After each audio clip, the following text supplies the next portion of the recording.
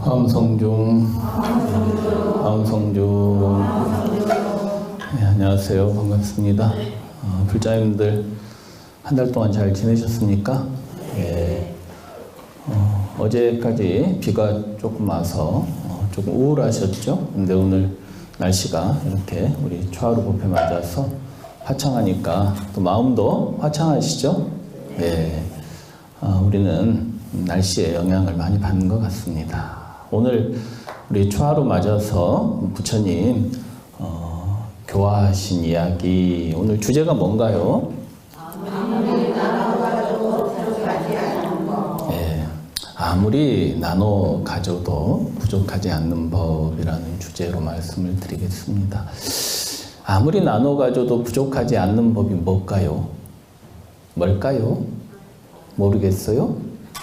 여러분들 세속을 이제 우리가 인생을 살아가면서 이득을 얻을 때 그 이득을 나눠 갖기도 하죠. 그러한 세속적인 이득은 나눠 가지긴 하지만 항상 부족해요, 안 부족해요?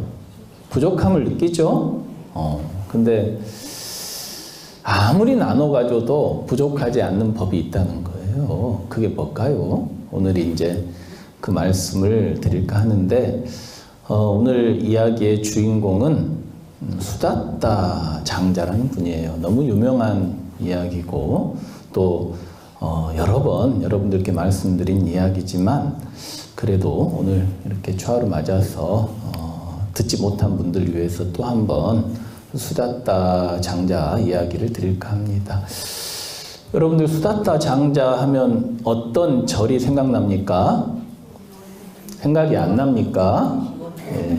아무 생각이 없습니까? 예. 기원정사, 그죠? 기원정사.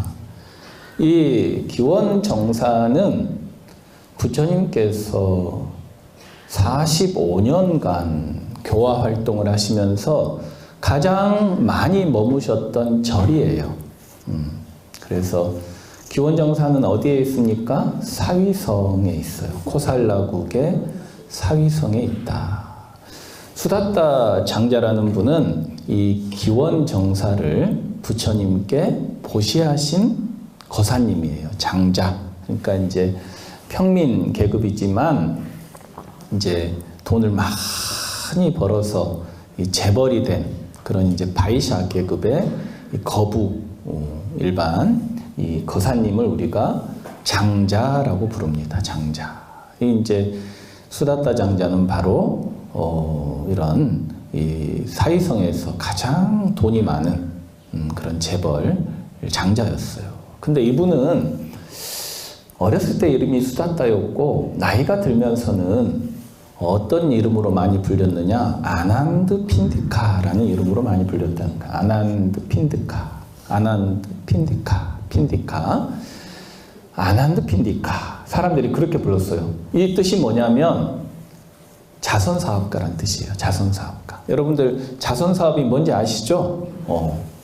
주위에 형편이 어려우시고 가난하고 소외되시고 고독한 사람들을 돕는 일을 자선사업이라고 하죠. 근데 이분은 돈도 많았지만 그 많은 돈을 가지고 주위에 많은 어려운 분들에게 베풀고 자선사업을 많이 했기 때문에 별명이 아난드 핀디카였어요. 이 자선사업가였어요. 별명이 자선사업가인데 아예 그냥 그 별명으로 불렸다는 얘기예요. 아난드 핀디카 이렇게. 사람들은 다 그렇게 불렀어요. 수다따 장자를. 근데 이 수다따 장자가 어떻게 사위성의 기원정사라는 그런 아주 불교적으로 중요한 그런 사찰을 부처님께 보시하였는가. 이 사람이 이제 코살라국의 사위성 사람이었고 이 사람이 처음에는 이 불법이 이 사위성에 불교가 전해지지 않았기 때문에 불법을 잘 몰랐어요. 이 사람은 불법을 모를 때도 이미 많은 자선사업을 하셨다는 거예요. 근데 이분이 이제 이 마갈타국 왕사성에 장사 때문에 갈 일이 있었어. 이 왕사성에는 이미 부처님의 명성이 자자했던 때예요. 그때가. 그러니까 부처님께서 이미 성도하시고 35세에 성도하시고 그 다음에 한 3년, 초기 3년에 걸쳐서 38세까지 이 3년 동안에 엄청난 붐을 일으켰어요.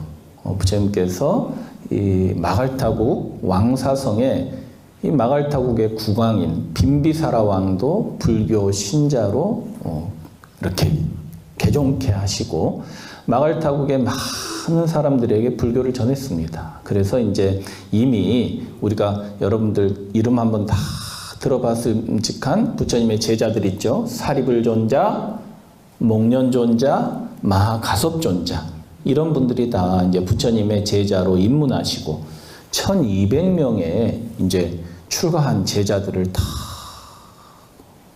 이미 갖추고 빈비사라 왕이 보시한 중림정사에 부처님께서 머물고 계시던 때예요. 그러니까 38세면은 요즘으로 치면 많은 나이가 아니죠. 근데 부처님께서는 이미 38세에 교화 3년 만에 그 당시에 가장 사상적으로, 종교적으로, 문화적으로 우수했던 마갈타국의 왕사성에 이 중림정사를 다 거점을 마련하시고 이미 엄청난 그런 선풍을 일으켰다는 거예요.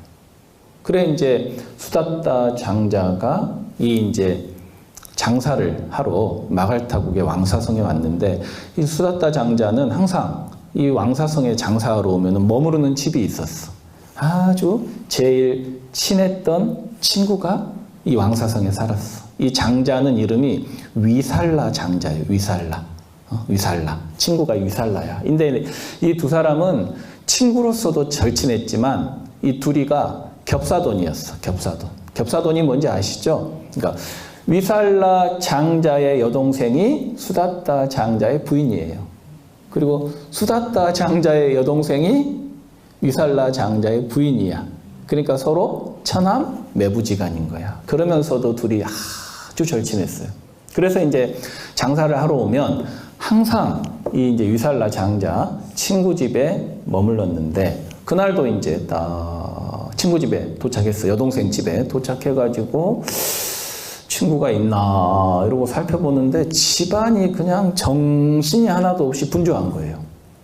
친구 집이 너무너무 정신이 없이 분주한 거예요. 평상시 같으면은 자기가 오면 친구가 그냥 버선발로 뛰어나와가지고 자기를 귀하게 대접을 했었는데 그날은 그 지나가면서 자네 왔는가? 이러고는 번쩍만쩍하고 또 지나가 버리는 거야. 너무 바쁘니까 막 바빠가지고 막 집안 청소하고 막 뭐 가재도구 막 닦고 막 정신이 없는 거예요. 그러니까 도대체 무슨 일이 있길래 나를 이렇게 와도 나를 반기지도 않고 나를 이렇게 홀대하나? 이런 이제 서운한 마음이 딱 들은 거예요.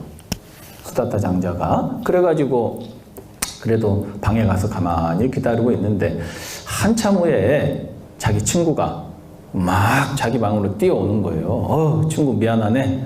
내가 오늘 자네가 왔는데도 이렇게 대접이 시원치 않아서 너무 미안하네. 이러면서 오는 거예요. 그래서 수다타 장자가 친구에게 아니 자네 말이야 오늘 뭐 집안에 대단한 일이라도 있는가? 자네 아들이라도 결혼하나?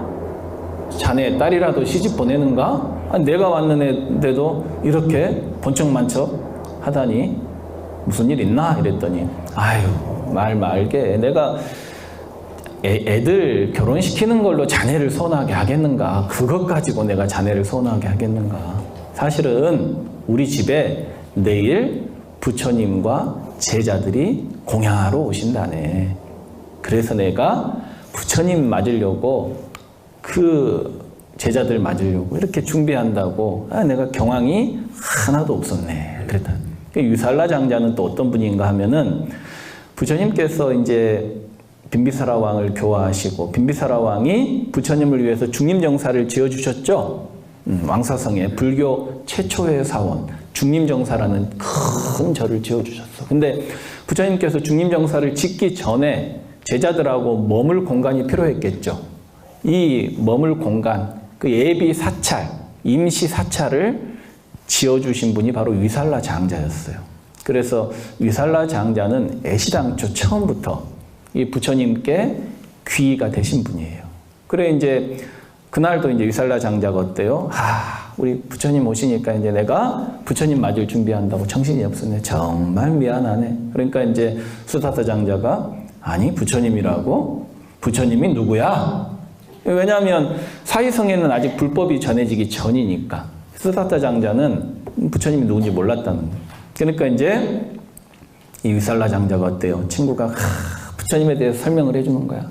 우리 부처님이 어떤 분인데, 여러분들도 우리 뭔가 우리가 도취됐을 때, 어떤 종교 신앙에 도취됐을 때 마치 내가 부처님이 된 양 주위 사람들한테 얘기하는 적이 있죠, 간혹. 그런 것처럼 위살라 장자도 부처님이 된 양 마치 이렇게 막 부처님의 그 위대함과 그 성품, 인품을 다 수다타 장자한테 얘기를 해준 거예요. 근데 수다타 장자는 원래 자선사업가고 성품이 착하고 원래 고귀했던 사람인지라 부처님 얘기를 듣는 순간 너무너무 마음이 막 뛰는 거야. 첫사랑 생각할 때 막 여러분들 어렸을 때 소녀 시절 때 마을에서 만났던 첫사랑 오빠 생각할 때 그 마음처럼 막 이 마음이 뛰는 거예요. 뛰는 거야. 야, 그런 분이 계셨단 말이야, 세상에. 야, 근데 그런 위대한 분이 자네 집에 내일 온다는 거지? 이야, 대단하네. 이러면서 이제 밤에 이제 잠자리에 들었는데 부처님을 뵌다는 생각에 이 수다타 장자가 잠을 못 이룬 거예요. 잠을 못 이뤄. 여러분들도 간혹 마음이 설레이고 어디 좋은 데 놀러 가고 그러면은 밤에 밤잠을 못 주무시죠? 그런 것처럼 이제 부처님을 만난다는 생각이 그렇지가 않나? 여러분들은 이제 세상 걱정한다고 자식 걱정, 집에 아저씨 걱정, 사업 걱정, 돈 걱정 한다고 저녁에 잠을 못 이루시나? 아무튼 수다타 장자는 본래 이 사람도 잠을 잘 못 이뤘다는 거예요. 평상시에 조금 불면의 밤을 많이 보냈어요. 왜냐하면 사업을 크게 하는 사람이니까 얼마나 신경 쓸 게 많았겠어요. 그죠? 그래서 이 사람이 평상시에도 잠을 못 이루는 사람인데 그날따라 이제 부처님을 만난다는 생각까지 겹쳐가지고 그 들뜸에 잠을 못 이룬 거예요. 그래가지고 밤을 그냥 꼬박 새고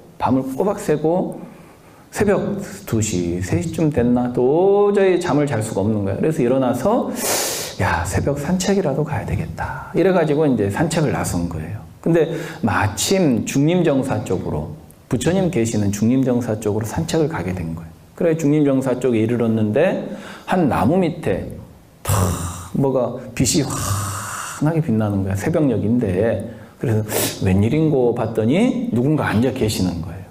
그러니까 보자마자 누구다? 야, 부처님이구나. 한눈에 알아본 거예요. 수다타 장자도. 그래서 자기도 모르게 부처님 계신 곳으로 다가갔다는 거예요.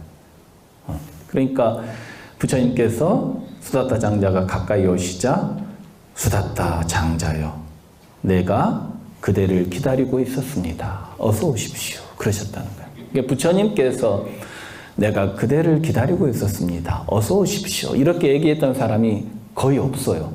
마가섭존자 있죠? 그분하고 수다타 장자밖에 없어요. 그러니까 출가한 제자로는 마가섭밖에 없고 제가에 계셨던 제자로는 수다타 장자밖에 없어요. 부처님께서 내 그대를 기다리고 있었어. 그래서 수다타 장자가 부처님께 자기도 모르게 이제 그 모습에, 그 거룩한 모습에 자기도 모르게 절을 올리고, 부처님, 저는 왕사성에서 온, 사위성에서 온 수다타 장자라는 사람입니다. 내일 친구 집에 부처님께서 오신다는 얘기를 듣고 제가 밤잠도 못 자고 설레어서 이렇게 저도 모르게 이렇게 부처님 계신 곳으로 오게 됐습니다 하고 인사를 드렸어요. 그러니까 부처님께서 반갑게 맞아줬단 말이에요. 수다타 장자가 이제 그러고 나서 부처님께 질문을 드렸어요. 부처님, 밤새 편히 주무셨습니까? 그러셨다. 여러분들도 어른들 만나면 밤새 편히 주무셨습니까? 이런 인사 많이 하죠. 근데 부처님은 밤새 편히 주무셨을까? 안 주무셨을까? 부처님도 불면증이 있을까? 부처님 불면증 없으시겠죠. 부처님은 잠을 많이 주무시지도 않으셨지만은 부처님께서 잠을 못 이루시고 이런 적이 있다라는 얘기는 경전에 얘기가 없어요. 그러니까 자기 관점에서 부처님께 인사를 드린 거란 말이에요. 질문을. 부처님, 자기가 잠을 못 자니까 평상시에 부처님 밤새 잠은 편안히 주무셨습니까? 그러니까 부처님께서 다 그 얘기를 들으시고 수다타 장자의 마음을 읽으신 거예요. 아, 이분이 평상시에 사업으로 고민이 많아서 저녁이면 잠을 이루지 못하는구나. 그걸 아시고는 부처님께서 이제 수다타 장자에게 아주 엄청난, 아주 대단한 법문을 들려주셨다는 거예요. 여러분들 합장하시고 함께 스님 따라서 수다타 장자에게 들려드린 법문을 함께 따라해 봅시다. 번뇌의 불이 모두 꺼진 사람은 모든 시간 편히 잠들 수 있다. 밀착되어 붙어 있는 모든 집착을 끊어서 마음의 뜨거움을 없애고 마음이 조용한 니르바나에 도착하였기에 편안하다. 그래서 편안하게 잘 수 있다. 예, 여러분들 합장 바로 하시기 바랍니다. 번뇌의 불이 모두 꺼진 사람은 모든 시간 편히 잠을 잘 수 있다. 여러분들이 잠을 편히 못 자는 건 번뇌가 있어서 그런 거죠? 그렇잖아요. 망념이 있어서. 걱정 때문에. 번뇌가 걱정이죠. 걱정이 번뇌죠. 근데 이러한 번뇌는 왜 일어나는가? 이 집착 때문에 그렇다는 거예요. 밀착되어 있는 집착 때문에. 내가 뭔가 사로잡혀 있는 거야. 뭔 집착에. 뭔가 집착에 사로잡혀 있기 때문에 번뇌가 일어나고 그 번뇌 때문에 잠을 못 자는 거예요. 그래서 마음이 항상 뜨거워. 들떠 있어.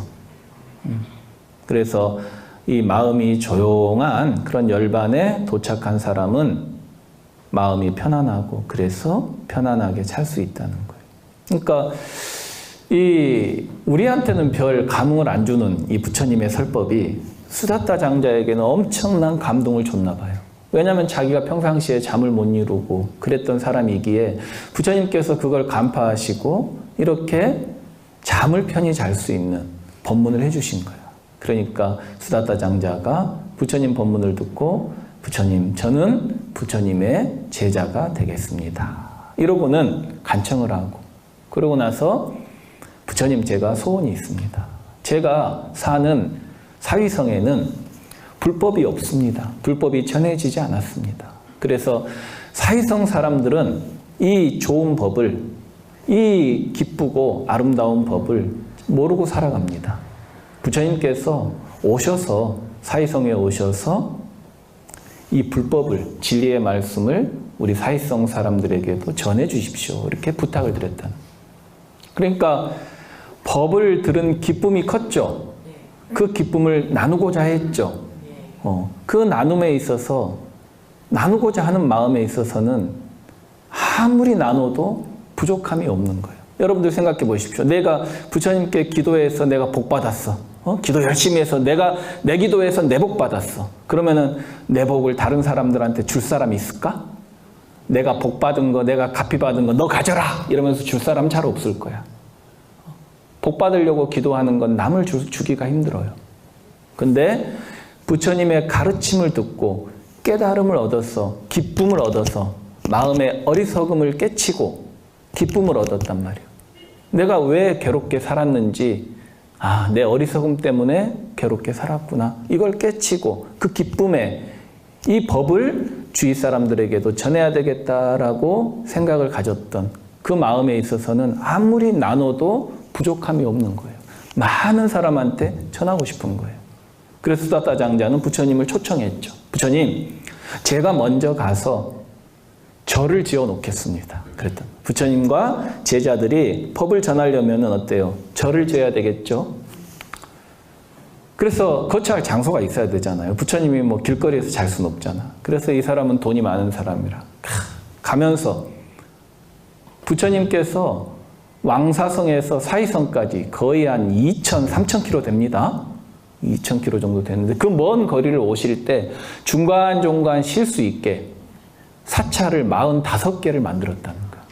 임시 거처를 오면서 그 절을 막 사람들한테 돈을 주면서 부처님 쉴 수 있게 만들어라. 이래가지고 절을 만들어 놓고 누구랑 같이 갔느냐? 사리불 존자를 모시고 갔다는 거예요. 부처님은 못 모시고 가니까 사리불 존자를 모시고 갔다는 거예요. 그래서 사위성에 이제 도착한 거예요. 그래가지고 부처님께서 머무르실 그런 이제 절, 사찰, 땅을 먼저 사야 되겠죠. 그 땅을 알아보는데 부처님께서 머무시려면 어때요? 부처님께서는 제자들하고 탁발을 다니셔야 되기 때문에 걸식을 다니셔야 되기 때문에 마을에서 너무 멀어도 돼요? 안 돼요? 안 되죠. 너무 멀어도 안 되고 그렇다고 마을하고 너무 가까워서 소란스럽고 시끄러우면 또 돼요? 안 돼요? 안 되죠. 그러니까 마을하고 멀지도 않고 마을하고 가깝지도 않은 수행하기 적당한 장소를 딱 찾아보니까 딱 한 군데 눈에 들어온 장소가 있었어. 그 숲이 있었어. 정원이. 아름다운 정원이 있었는데 그 정원이 소유주가 그 나라 코살라국의 왕인 파사이광의 아들인 제타, 한자로는 기타라고 하는데 이 제타 왕자, 제타 태자의 정원이었던 거예요. 왕실 소유의 정원이었던 거예요. 쉽게 말씀드리면. 그러니까 엄청난 그런 정원인 거죠. 그래서 이제 제타 태자를 찾아갑니다. 수다타 장자가. 태자씨여, 당신이 소유하고 있는 정원이 너무 아름답습니다. 제타바나, 제타바나. 이 아름다운 숲을 제가 사고 싶은데 저에게 좀 파시면 안 되겠습니까? 그러니까 기타 태자가 안 됩니다. 이 숲은 저와 제 아버지가 너무너무 사랑하는 우리가 너무너무 아끼는 숲이기 때문에 왕실 소유의 숲이기 때문에 당신 같은 바이샤 장자에게는 우리가 이 숲을 팔 수 없습니다. 그러니까 수다타 장자가 돈은 얼마든지 드릴 수 있으니 이 숲을 저에게 파십시오. 그러니까 기타 태자가 그 얘기를 듣고는 탁 기분이 상한 거예요. 어디 감히 평민 주제에 왕실의 정원을 살려고 하는 것도 괘씸한데 그것도 돈 자랑을 하나? 돈을 얼마든지 줄 수 있다고? 그 기분이 딱 나쁜 거예요. 그래? 근데 인도에서는 이렇게 상대방이 제안을 하면 무시를 할 수 없는 문화가 있어. 어떻게든 그 사람이 얘기한 거에 대해서 답을 해줘야 돼. 그래서 이제 기타 태자가 줬어? 그러면 내 정원에 바닥에 황금을 가져다 깔면 황금을 가져다가 다 깔면 내가 팔겠어 그랬다.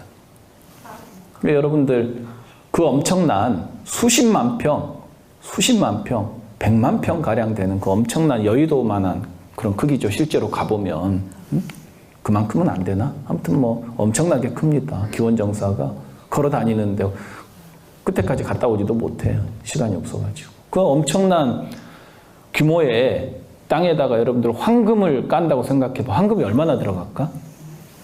이런 게 이제 금싸라기 땅이에요. 여러분들 어디 가서 금싸라기 땅 얘기하는데 금을 깔아라 그랬어. 이 얘기는 팔겠다는 얘기예요? 안 팔겠다는 얘기예요? 야 이놈아 너 평민 주제에 돈 많다고 까부러대는데 너한테 팔 마음 없어. 이 얘기죠.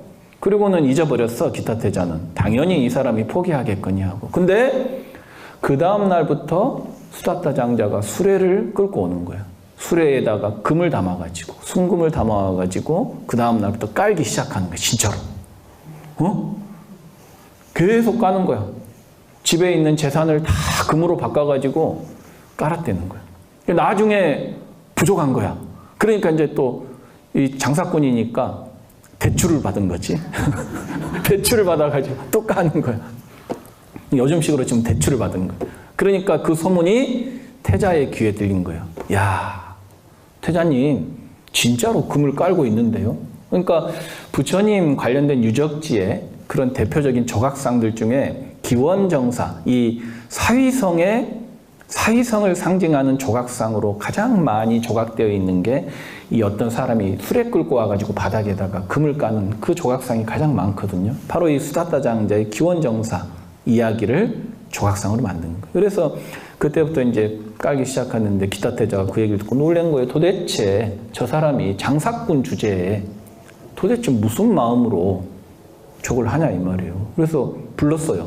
당신 아니 돈이 얼마나 많길래 나 돈이 아무리 많아도 어떻게 땅바닥에다 금을 깔고 있느냐. 그건 내가 그냥 팔기 싫어서 한 얘기인데 당신 왜 실제로 하는가.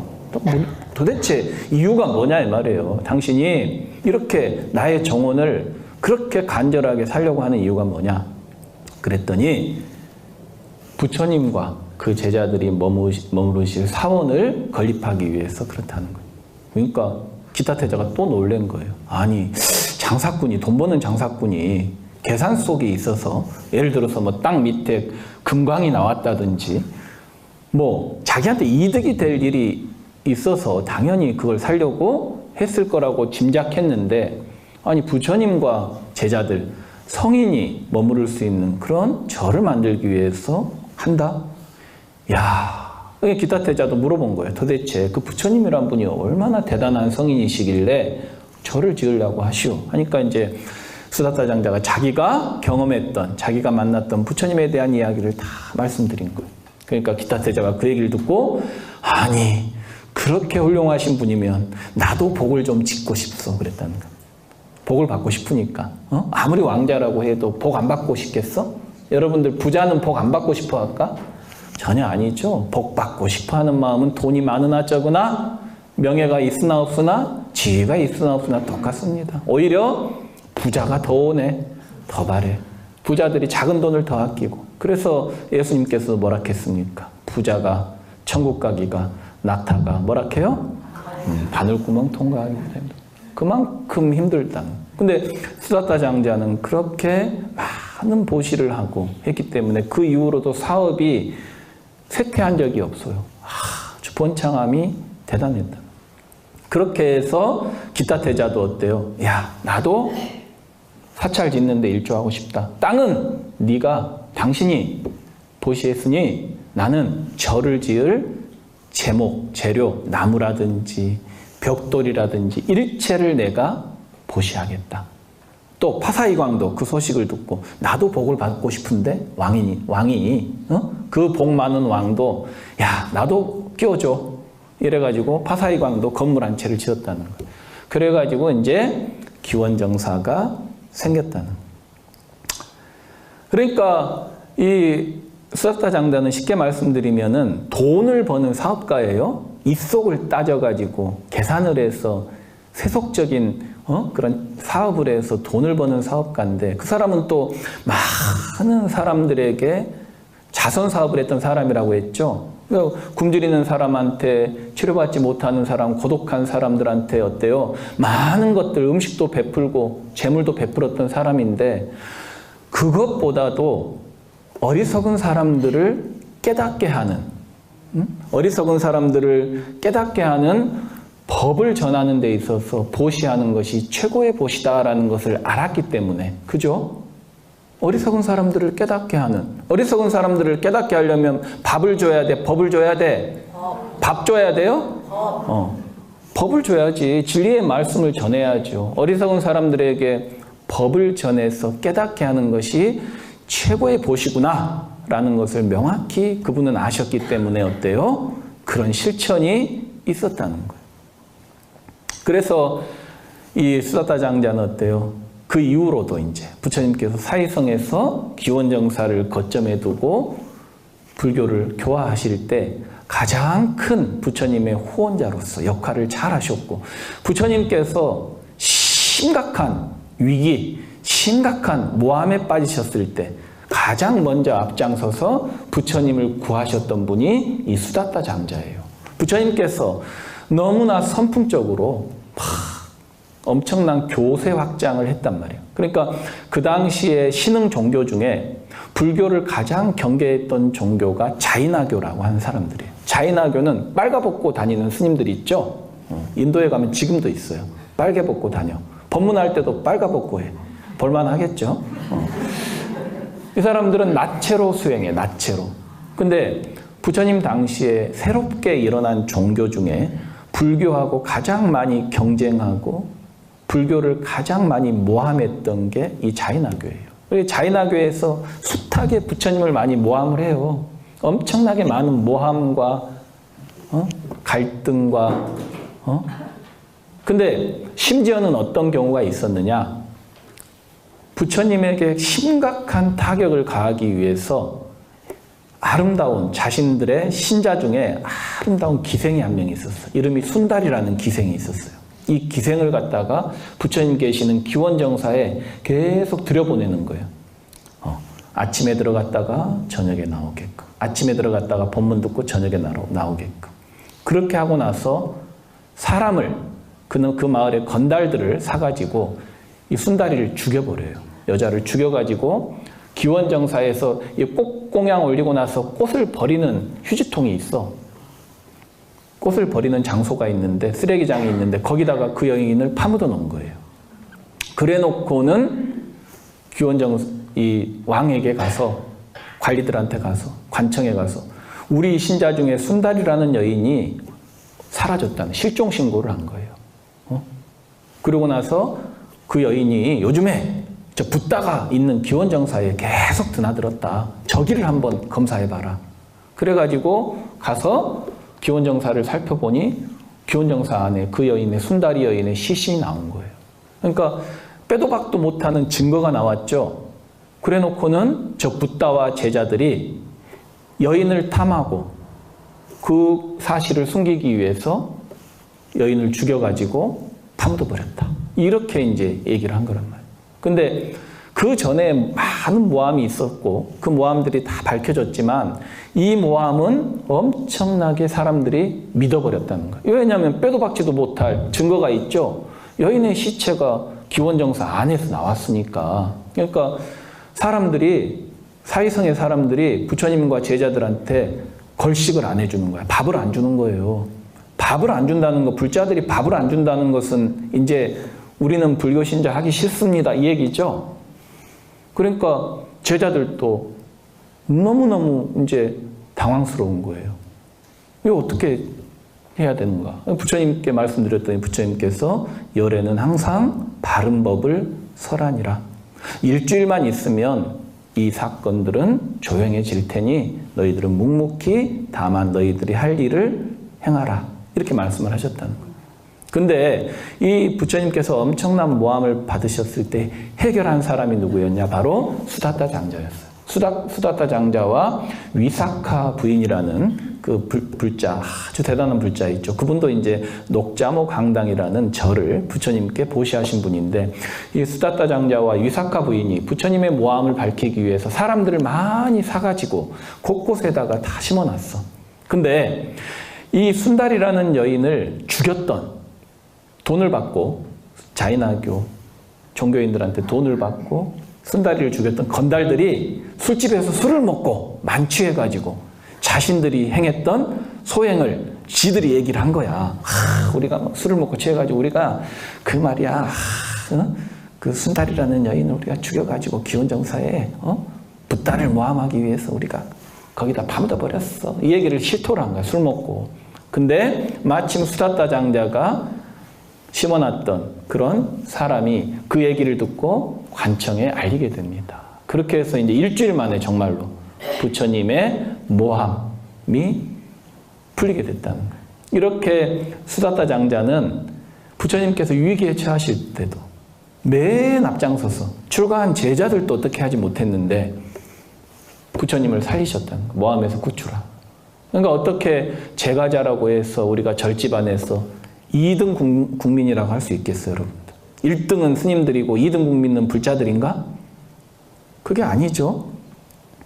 다 같은 한 부처님 제자죠. 출가한 스님이든지 제가에 계신 여러분들이라든지 똑같은 일불 제자죠. 오히려 여러분들께서 더 수다타 장자나 메사카 부인처럼 더 불법을 더 보호하고 수호하고 또 깨달음에 있어서도 이분들은 다 수다원가를 성취했다 그래요. 수다원가. 견도라고 하죠. 그러니까 마음이 의심이 없어지는 거야. 아, 이거 불교 절에 계속 다녀도 될까 말까? 개종할까 말까? 다른 절 다닐까 말까? 우리는 항상 마음에 회의가 있어요. 의심이 있고. 근데 수다원가라는 그런 깨달음을 얻으면 마음에 의심이 없어지고 더 이상 마음이 태보치 않는다는 거예요. 그런 수다원가에 다 오르셨던 분들이에요. 그러니까 우리 불자님들도 어때요? 얼마든지 깨달을 수 있다는 거예요. 출가한 스님들만 깨달을 수 있는 게 아니고. 그러니까 수다타 장자 얘기를 통해서 아, 나도 그분처럼 깨달음의 경지, 수다원가를 최소한 얻어야 되겠다. 이런 여러분들이 결심을 하셨으면 좋겠다. 근데 중요한 건 이 수다타 장자 대단하신 분이죠. 예. 근데 이분도 마음대로 할 수 없는 게 있었다는 거야. 응? 뭐였을까? 응? 여러분들도 마음대로 안 되는 게 뭐가 있어요? 에? 그래, 나오네. 자식. 아이고. 내 맘대로 안 되죠. 내 맘대로 제일 안 되는 게 자식입니다. 이 수다타 장자도 아들 하나에 딸이 셋이가 있었어. 그래, 딸만 셋을 연달아 처음에 낳은 거예요. 그러다가 귀한 아들을 하나 얻은 거야. 이 아들이 이름이 깔라야, 깔라. 이름이 깔라. 응? 인도 이름은 좀 웃기죠, 깔라. 근데 이놈이 그 귀하게 얻은 아들이라고 이 수다타 장자의 부인이 이 아들을 그냥 애지중지 완전히 개망나니로 키운 거예요. 그냥 해달라는 대로 다 해주고 아들이 울면은 어쩔 줄을 몰라. 엄마가 아들이 조르고 울면은 어쩔 줄을 몰라요. 그렇게 아이를 애지중지 키운 거예요. 원하는 대로 다 해주고. 그러니까 버르장머리가 있어요, 없어요? 없어요. 그러니까 이놈이 장성을 했어도 청년이 됐는데도 매일 도박하러 다니고 내기하러 다니고 술 마시러 다니고 노는 게 일과야. 그러니까 버릇을 잡을 시기를 놓쳐버린 거예요. 그러니까 수다타 장자도 귀한 아들이라 어렸을 때 뭐라고 했어야 되는데 어렸을 때 딱 이놈을 정신머리를 탁 잡았어야 되는데 그 시기를 놓친 거예요. 근데 자기 부인이 또 앞장서가지고 아이를 낳으라면 그냥 엄마가 두둔하고 그랬단 말이에요. 그러니까 아이를 그렇게 두둔하고 애지중지하면 아이도 잘못 성장하지만 그 엄마도 어떻게 되겠어? 어리석어져. 옆에 주변 사람들을 살필 수 있어요, 없어요? 없어. 내 아들밖에 안 보여. 내 아들이 울면은 전전긍긍 어찌할 바를 모르는 거예요. 그렇게 해서 이제 수다타 장자는 그게 항상 마음의 걸림돌이었어. 아들 하나 있는 게 그렇게 말을 안 들어. 그래서 이놈이 심지어는 이제 아버지가 그렇게 부처님을 집에 자주 모시고 공양 올리고 스님들을 모셔서 공양 올리고 하는데 이놈은 스님들하고 부처님이 오면 사라지고 없어. 왜? 아유, 스님들하고 부처님 공양하는 거 다 옆에서 챙겨드려야지. 끝나고 나면 오랜 시간 법문 들어야지 하니까 너무너무 이게 싫은 거야. 그래서 부처님이 온다? 스님들이 집에 온다? 그러면 어느새 없어. 친구들하고 놀고 있는 거야. 도박하고 놀고. 그래서 이제 수다타 장자가 그렇게 복이 많은 분임에도 불구하고 근데 딸 셋이는 그렇게 잘했다는 거예요. 부처님하고 제자들이 오면 걔들이 다 안주인들처럼 공양을 만들어서 공양 대접하고 그렇게 했다. 그래서 수다타 장자가 고민하다가 생각해낸 게 어떻게 하면 이 깔라 이놈을 좀 정신을 차려서 불법에 귀의하게 할까 이렇게 생각하다가 이 자식이 어때요? 노는 거 좋아하고 술 먹는 거 좋아하고 돈 좋아하고 하니까 하루는 불러서 미안하다 아들아, 내가 그동안 강제로 부처님 법문을 듣게 해서 미안하다. 아버지한테 한 번 더 기회를 줘라. 아버지가 돈을 100냥을 줄 테니까 가서 부처님 법문 한 번만 듣고 와라. 돈을 주고 꼬신 거예요. 깔라란 놈이 야 100냥이면 일주일을 친구들하고 밤새 놀 수 있는 돈이에요. 그래서 아버지 웬일이십니까? 고맙습니다. 하고는 이제 돈 받을 욕심에 기원정사에 간 거예요. 그전에는 스님들만 보면 피해 다니고 부처님만 보면 피해 다녔는데 기원정사에 가가지고 그날은 돈 받을 생각에 그냥 부처님한테도 막 웃고 인사드리고 스님들한테도 웃고 인사드리고 그랬다는 거예요. 그런데 수계식만 그날 딱 수계식하고 법문이 있었는데 그날은 수계식만 딱 받고 이제 법문 듣는 게 너무 힘드니까 이 녀석이 도망 나와버린 거야. 그래 놓고 아버지한테 와가지고 아버지 저 기원정사 법문 듣고 왔으니까 부처님한테 다녀왔으니까 100냥 주세요. 그러니까 수다타 장자가 아무 소리 안 하고 그래 잘했다. 아버지가 약속을 지켰구나. 그리고 100냥을 딱 준 거야. 이놈이 이제 돈을 받자마자 어디로 가? 도박하러 가는 거야. 친구들하고 술 마시러. 그리고는 한 일주일 있다가 부처님이 또 불러가지고 부처님 저기 수다타 장자가 아들을 불러서 아들아 부처님한테 가서 법문 듣고 와라. 아버지가 200냥을 주겠다 이랬다만 이번에는. 그러니까 이놈이 또 갔어. 돈 받을 욕심에. 갔는데 그날은 법문을 또 듣고 온 거야. 그게 조금씩 이제 변화가 되는 거예요. 한 번 처음에 갔을 때는 법문 안 듣고 왔는데 이제 두 번째 갔을 때는 부처님 법문을 딱 듣고 아버지 오늘은요 부처님 법문도 듣고 왔습니다. 200냥을 딱 줬어. 그래 잘했다. 이놈이 근데 또 그거 들고 이제 또 술 마시러 친구들하고 놀러 갔는데 중요한 건 그 다음에 또 이제 또 보냈어 기원정사에. 근데 완전히 이제 부처님 법문을 세 번째 딱 들을 때는 이 깔라가 어때요? 마음이 완전히 바뀌어버린 거예요. 부처님 법문을 듣고 감동해가지고 내가 그동안 아버지 어머니한테 큰 불효를 했구나. 이걸 이제 깨닫고는 그날은 부처님을 모시고 스님들을 모시고 집에 데리고 온 거야 깔라가. 그러니까 수다타 장자가 감동해요 안 해요? 야 이놈이 돈 때문에 절에 다녔어도 이제 진짜 불제자가 됐구나. 이래가지고 그 자리에서 이제 1000냥을 탁 주면서 너가 쓰고 싶은데 쓰도록 해라. 이렇게 해서 이제 아들을 제도했다 그래요. 그러니까 여러분들도 그런 방법을 쓰라는 얘기는 아닙니다. 근데 간혹 쓰는 사람이 있어. 야, 애기들한테 야, 가서 1080배 하고 오면은 너 사달라는 거 다 사줄게. 근데 일종의 그것도 이제 방편이겠죠. 좋아하는 것을 이렇게 이제 꼬드겨가지고 바른 법으로 인도할 수 있다고 한다면 그런 것들이 또 좋은 방편이 되겠죠. 여러분들 수다타 장자 이야기를 통해서 우리가 가장 큰 보시가 무엇인지 우리가 어리석은 사람들에게 법을 전하게 할 수 있는 그런 보시. 우리가 다만 뭐 먹을 걸 베풀고 뭐 돈을 재물을 베풀고 하는 차원이 아니고 정말로 최고의 보시가 무엇인지 우리가 좀 깨닫고 느낄 수 있는 시간이 되셨습니까? 네, 여러분들도 모두 수다타 장자와 같은 그런 훌륭한 불자님들이 되시기를 바론드리면서 오늘 초하루 법문을 모두 마치도록 하겠습니다. 감사합니다. 모두 성불하십시오.